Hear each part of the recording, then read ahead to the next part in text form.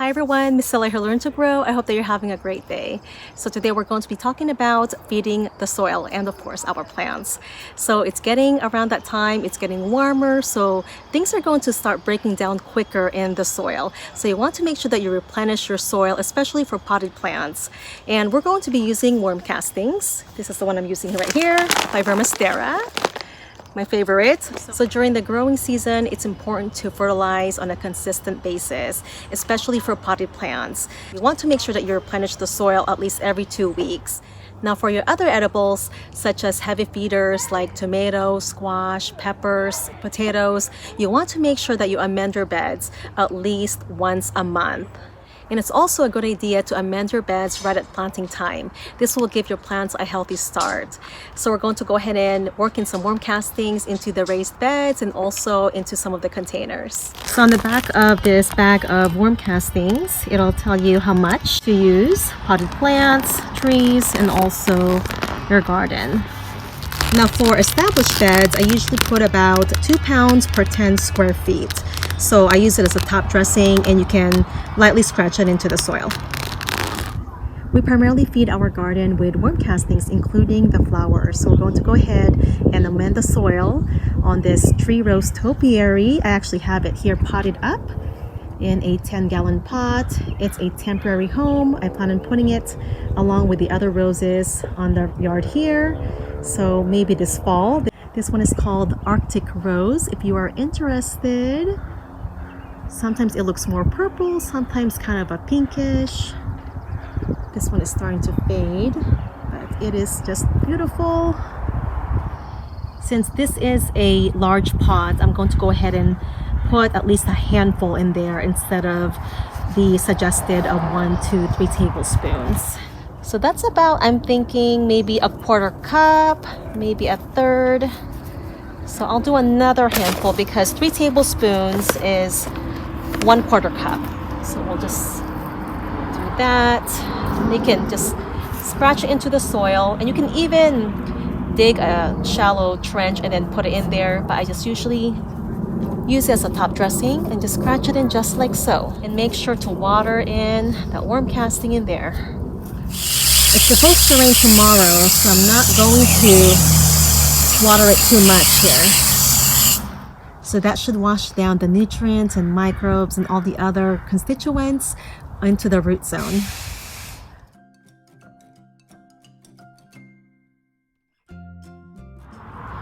We have a couple of Roma tomatoes on this bed. So I'm going to just fluff up the soil a little bit here, dig a shallow indent into the soil, and I'll scratch in the worm castings around. So we'll do it all around the plant here. Then we'll put a couple handfuls, so just like so. So that should be plenty, and then just kind of bury back up and combine it with the soil there.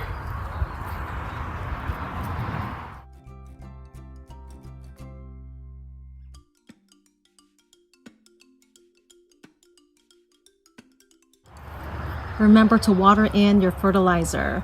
This will not only wash down the nutrients around the roots of the plants, but if the soil is too dry, your plant will not be able to take up all those nutrients.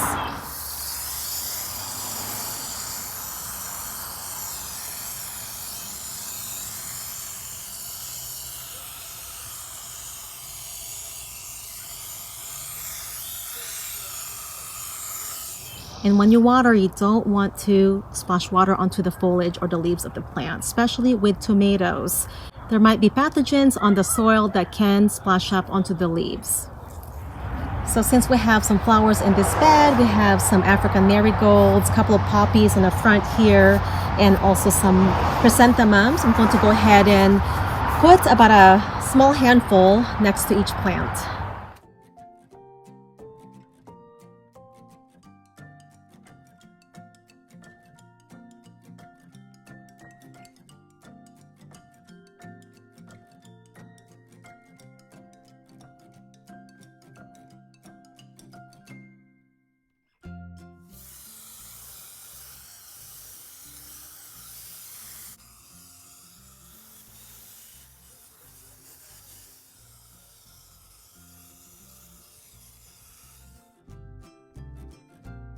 Today is July 8th, so I fertilized the garden on June 11th. So that was nearly 4 weeks ago, so about 3.5 weeks ago. And I also sowed some beans 3.5 weeks ago, so those weren't there yet. But just want to show you the difference in growth. We have some flowers on the Roma tomatoes. There's a couple of fruits here I saw. Still green, but starting to bear fruit. Lots of flowers. Have some more bush beans on this bed and some African daisies at the end. They're also called osteospermum. There's one that's opened here. Back here are sun gold cherry tomatoes. These are hybrids, so that means that if you save the seeds and try to grow them from seeds, they won't breed true to seed or true to the parent plant. So I normally don't save hybrid tomato seeds. Some of you might remember that I stopped pruning the suckers off cherry tomatoes a few years ago. Both my mom and auntie told me to stop pruning them off because you will get more fruits. And they are both experienced gardeners and grew up on a farm in the Philippines. So I always listen to them for advice or suggestions. And since cherry tomatoes are much smaller than beefsteak and other larger varieties, they don't require as much energy for them to develop fruit. So I only leave the suckers on cherry tomatoes as well as determinate type of tomatoes, because determinate tomatoes will only produce one flush of fruit for a duration of about 2 weeks. Worm castings have characteristics of healthy topsoil, which gradually builds up soil structure and fertility. Because of the casting's porous nature, nutrients and beneficial microbes are retained within tiny pore spaces, preventing the beneficial constituents of worm castings from leaching out. The castings hold on to moisture like sponge and is released as plants need it. Therefore, water is reserved for longer duration. I'll also be using Vitality, which is micronized worm castings. This is Vermisterra's newest product, which will be available late summer. So the suggested ratio is 3 to 8 ounces per gallon of water, and I've been using about 4 to 6 ounces per gallon.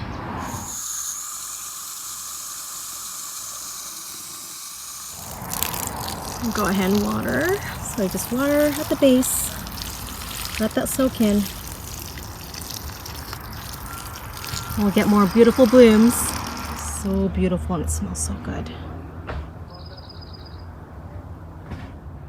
So I've been using Vitality on this petunia for the past 3.5 weeks, and I'm just so impressed with how big the plant has gotten, and it just keeps blooming. So it's doing really well. Let's go ahead and give it some of this solution. So I'm going to go over about the benefits of using worm castings in the garden and why we love it. So when you're using worm castings, you don't have to worry about it burning your plants because the nutrients are released slowly over time. That's because worm castings are encased in a mucous membrane that the worms secrete. The nutrients are released as plants need them. Now, besides the essential nutrients, micro and macronutrients and trace elements that worm castings provide, worm castings also contain plant hormones as well as enzymes, beneficial nematodes, beneficial microbes such as fungi and bacteria. And these are all the good bacteria and fungi which will benefit the soil and your plants. The fungi and bacteria in worm castings will help decompose organic matter in the soil, which will release nutrients for your plants. Worm castings also contain mycorrhiza fungi, which forms a symbiotic relationship with the plant and resides on the plant's roots. Now, what the fungi does is it helps the plant absorb nutrients and water better, and also protects the roots from potential pests or pathogens. And in return, the plant will feed the fungi in the form of exudates, which are secreted through the plant's roots. It's kind of like how we perspire or when we sweat, and that's what the fungi EAT is the exudates that the plants release. So the symbiotic relationship is beneficial to both the microbes and the plants. And this is part of photosynthesis. I think it's just so amazing how nature works. Now, besides all these great things about worm castings also improve the moisture retention in the soil, aeration. It also houses microbes in the soil. Worm castings is comprised of 50% humus. Humus is pretty much similar to what you find in the forest floor, the kind of soil. So it's a decomposed, decaying animal and plant matter. And humus has these tiny nooks and crannies that houses these microbes in the soil, and that also helps with the moisture retention and also porosity in the soil. So there's just all these wonderful things about worm castings, and the fact that it's natural is even better for the soil, the environment, for us, and of course wildlife. And you don't have to worry about harmful chemicals leaching into the ground, into the water table, and eventually into the bodies of water. So it's just a good feeling to know that. And overall, worm castings is safe for organic gardening, and it's just good to know what's in our food. There are numerous benefits to using worm castings in the garden. They also contain plant hormones. I almost forgot about that. So plant hormones assist your plants with overall health, especially with growth. It gives your plants a boost. Also enzymes, and enzymes can also help your plant build their immune system as well.